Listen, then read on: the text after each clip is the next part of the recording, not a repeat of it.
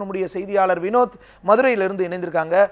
வினோத், தற்பொழுது அங்க இருக்கக்கூடிய அந்த நிலை என்ன, அவங்களுடைய எண்ணம் என்ன, பெட்ரோல் பங்குகளினுடைய உரிமையாளர்கள் இந்த பெட்ரோல் டீசல் விலை உயர்வு குறித்து என்ன தெரிவிக்கிறாங்க? ஏன்னால் மக்களை நேரடியாக சந்திக்கக்கூடியவங்க அவங்க தான்.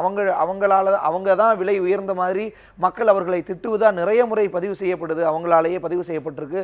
அந்த வகையில் தற்போதைய இந்த விலை உயர்வுங்கிறது எந்த மாதிரியான பாதிப்பு அவங்களுக்கு ஏற்படுத்தியிருக்கு, பதிவு செய்யலாம். வணக்கம் தேவேந்திரன். அதாவது கடந்த மார்ச் 3ஆம் தேதி நிலவரப்படி ஒரு பீப்பாய் சர்வதேச சந்தையில் ஒரு பீப்பாய் கச்சா எண்ணெயின் விலையானது 3556 ரூபாயாக இருந்தது. அதாவது 1 லிட்டர் கச்சா எண்ணெயின் விலை 22 ரூபாய் 36 பைசா. இதன்படி பார்த்தால் தமிழகத்தில் 1 லிட்டர் பெட்ரோல் விலையானது 68 ரூபாய்க்கும் 1 லிட்டர் டீசல் விலையானது 59 ரூபாய்க்கும் விற்கப்பட்டிருக்க வேண்டும். ஆனால் தற்பொழுது தமிழகத்தில் 1 லிட்டர் பெட்ரோலின் விலை 75 ரூபாயை எட்டியிருக்கின்றது. இந்த பெட்ரோலிய பொருட்களை, அதாவது டீசல், பெட்ரோல் போன்றவற்றை பொதுமக்களிடம் நேரடியாக கொண்டு சேர்க்கும் பணியினை இந்த பெட்ரோல் பங்க் உரிமையாளர்கள் செய்து வருகின்றனர். தற்பொழுது நம்மிடையே மதுரை சேர்ந்த திரு குமரன் அவர்கள் பெட்ரோல் பங்க் உரிமையாளர் இணைந்துள்ளார். அவரிடம் நாம் இது பற்றி கேட்கலாம். சார் வணக்கம். அதாவது இப்போது சர்வதேச சந்தையில் ஒரு கச்சா எண்ணெய் ஒரு $5 ஏறுச்சு அப்படின்னாக்கா இங்கே பெட்ரோல் விலை 2 ரூபாய் 3 ரூபாய் ஏற்றுறாங்க.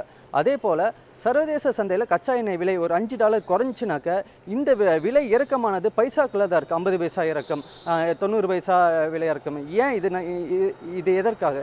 இது பூரா ஓஎன்ஜிசி தான் இம்போர்ட் பண்ணுறாங்க. ஆயில் கார்பரேஷன்லேருந்து அவங்க இம்போர்ட் பண்ணி அதை அந்த பப்ளிக் லிமிடெட் கம்பெனிஸு எல்லா கம்பெனிஸுக்கும் கொடுத்து அவங்க தான் ரீட்டைல் சேல்ஸ் பண்ணுறாங்க. இதில் கவர்மெண்ட்டோட வரிகள் தான் கூட போகுது இல்லையா. எங்களுக்கு டீலர் கமிஷன் பார்த்திங்கன்னா அது ஸ்டாண்டர்டாக ஒரே கமிஷன் தான். அதில் விலை ஏற்றும் போது எங்களுக்கு எந்த பிரயோஜனமும் கிடையாது. விலை இறங்கும் போது எங்களுக்கு நட்டம் வருது. விலை ஏறும்போது பார்த்திங்கன்னா எங்களோட இன்வெஸ்ட்மெண்ட் கூடுது. அப்படிங்கும்போது எங்களை பொறுத்தவரையும் ரீட்டைல் சேல்ஸில் நாங்கள் அந்த விலை ஏற்றத்தை எங்களுக்கு ரொம்ப பாதிப்பு தான் வருது. இந்த பாதிப்பு கவர்மெண்ட்டு தான் அவங்களோட ரெகுலேஷன் பண்ணி கரெக்டாக அந்த ஓஎன்ஜிசியை டைரெக்டாக சப்ளை பண்ணாங்கன்னா இன்னும் ரேட்டு குறையிறதுக்கு சான்சஸ் இருக்குது.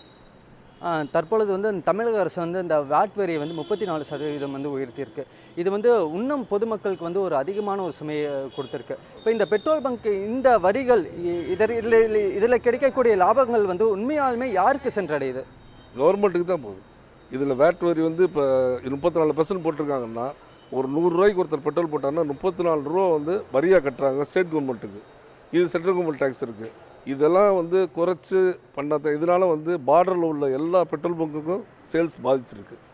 எங்களுக்கும் அதனால் இந்த விலை ஏற்றதுனால வர்ற கஸ்டமரு 100 ரூபாய்க்கு போடுறவங்க 50 ரூபாய்க்கு போடுறாங்க.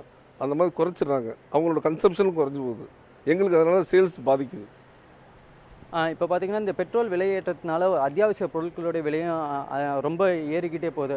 அதே போல் இங்கே உங்கள் பங்குக்கு வர பெட்ரோல் போட வரவங்க அந்த பொதுமக்கள் என்ன மாதிரியான கருத்துக்களை தெரிவிக்கிறாங்க? ஏன்னா நீங்கள் அவங்களோட நேரடி தொடர்பில் இருக்கிறீங்க.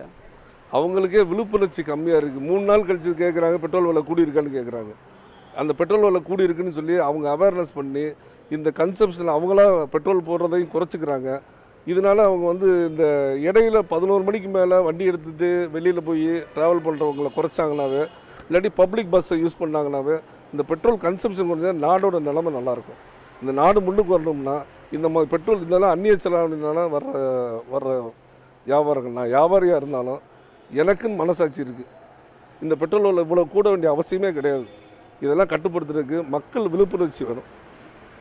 அதாவது இந்த அதிகமான இந்த வரி போகிறதுனால உங்களுக்கு இதனால் ஏதாச்சும் ஒரு லாபம் இருக்கா? இல்லை மக்களுக்கு இந்த பெட்ரோல் கன்சப்ஷன் கம்மியாகிறதுக்கு என்ன மாதிரியான வழிமுறை? இந்த வரி கூடுறதுனால எங்களுக்கு எந்த லாபமும் கிடையாது. எங்களுக்கு வர்ற கமிஷன் என்ன கமிஷன் ஃபிக்ஸ் பண்ணுறாங்களோ அதுதான் எங்களுக்கு கொடுக்குறாங்க. எங்களுக்கு இந்த விலை ஏற்றத்தினாலையும் விலை இறங்குனா எங்களுக்கு இதில் நட்டம் வரும். விலை ஏறுனா எங்களுக்கு முதலீடு தான் கூட வரும் இல்லையா. இதனால் எங்களுக்கு எந்த விதமான ஒரு ப்ராஃபிட்டும் வராது. இதை மக்கள் தான் வரியை குறைக்கிறதுக்கு கவர்மெண்ட் முயற்சி பண்ணி வரியை குறைச்சாங்கன்னா மக்களுக்கு ரொம்ப நல்லாயிருக்கும். ஏன்னா மக்கள் இதை டெய்லி யூஸ் பண்ணுறாங்க. முன்னாடி மாதிரிலாம் கிடையாது. இப்போ எல்லார் வீட்லேயும் வண்டி இருக்குது, எல்லோரும் யூஸ் பண்ணுறாங்க. ஒரு இடத்துக்கு போகணும்னா வண்டி இல்லாமல் போக முடியல. அப்போ அத்தியாவசிய தேவையாக போகுது. இதில் கவர்மெண்ட் வரியை கூட்டுறது ஒரு ஏற்றுக்க முடியாத ஒரு வேலையாக இருக்குது.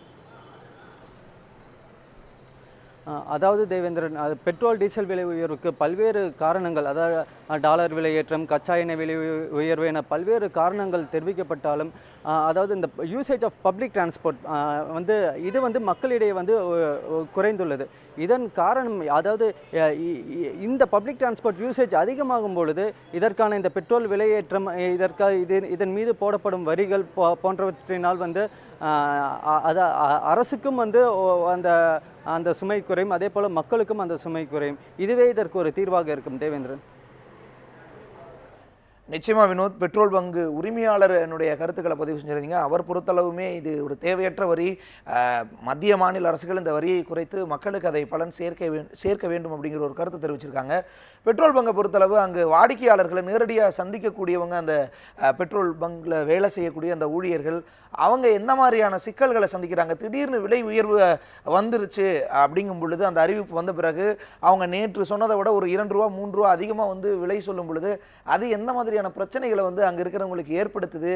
வாடிக்கையாளர்களினுடைய நேரடியாக அவங்க சந்திக்கக்கூடிய அந்த ஊழியர்களுடைய கருத்துக்கள் என்ன? பதிவு செய்யலாம் வினோத். நிச்சயமாக. அதாவது இப்போ நம்மிடையே இந்த பெட்ரோல் பங்க்கில் வேலை செய்கிற ஒரு ஊழியர் ஒருத்தர் இருக்கிறார். அவரிடம் நாம் நேரடியாக இது குறித்து கேட்கலாம், உங்கள் கேள்விக்கான பதிலை. சார் வணக்கம். அதாவது இப்போ நீங்கள் பெட்ரோல் போடும் பொழுது மக்கள் வந்து உங்ககிட்ட என்ன மாதிரியான, அதாவது விலையேற்றம் பிறகு என்ன மாதிரியான ஒரு கருத்தை வந்து சொல்கிறாங்க? எல்லாம் வந்து 15 நாளைக்கு ஒரு இடம் ஏற்றுறாங்க. அதான் நான் திடீர்னு ஏற்றிட்டீங்களா, திடீர்னு நிப்பாட்டிங்களான்னு கேட்குறாங்க. அது வந்து சரியாக அவங்களுக்கு சொல்ல முடியல. நாங்கள் 15 நாளைக்கு ஒரு இடம் போது அவங்க ஒரு நாளைக்கு ஒரு ரேட்டா அப்படின்னு கேட்குறாங்க. அதாவது நேரடியாக உங்கள்கிட்ட வரும்போது இதற்கான எதிர்ப்பை மக்கள் வந்து உங்ககிட்ட பதிவு செய்கிறாங்க. ரேட்டை 1 ரூபா இறக்குறாங்க, 2 ரூபா 3 ரூபா கூட்டுறாங்க, பைசா கணக்கில் தான் இறக்குறாங்க, ரூபா கணக்கில் ஏற்றுறாங்கன்னு சொல்கிறாங்க மக்கள். அதாவது தேவேந்திரன், இப்பொழுது இவர் பதிவு செய்த கருத்தும் அதே போல தான் உள்ளது. அதாவது விலை ஏற்றத்தின் போது, கச்சா எண்ணெயின் விலை ஏற்றத்தின் போது அதாவது 2 ரூபாய் 3 ரூபாய் அளவில் ரூபாய் கணக்கில் வந்து விலை ஏற்றப்படுகிறது. அதே போல கச்சா எண்ணெயின் விலை குறையும் பொழுது, அதாவது இந்த விலை குறைப்பானது மக்களிடம் ஒரு பைசா அளவிலே, ஒரு 50 பைசா, ஒரு 60 பைசா, இந்த அளவிலே குறைக்கப்படுகிறது. இது வந்து இந்த மக்களிடையே வந்து ஒரு அதிருப்தியை ஏற்படுத்தி வருகின்றது. இந்த அதிருப்தியானது இங்கே வேலை செய்யும் இந்த பெட்ரோல் பங்க் உரிமையை, அதாவது இந்த ஊழியர்களிடமும் வந்து அவர்கள் வந்து தெரிவிக்கின்றனர். தேவேந்திரன்.